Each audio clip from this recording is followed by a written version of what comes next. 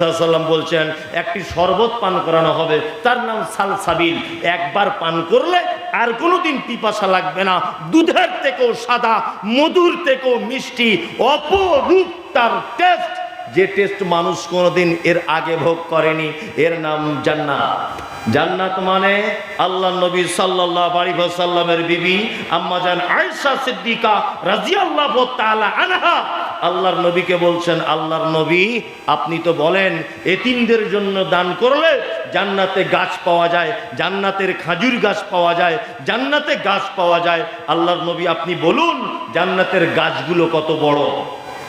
আল্লাহ নবী সাল্লাল্লাহু আলাইহি ওয়াসাল্লাম বলছেন জান্নাতের একটা গাছ 100 বছর একটা ঘোড়া যদি ছুটতে থাকে তাহলে জান্নাতের একটা গাছের ছায়া শেষ করতে পারবে না।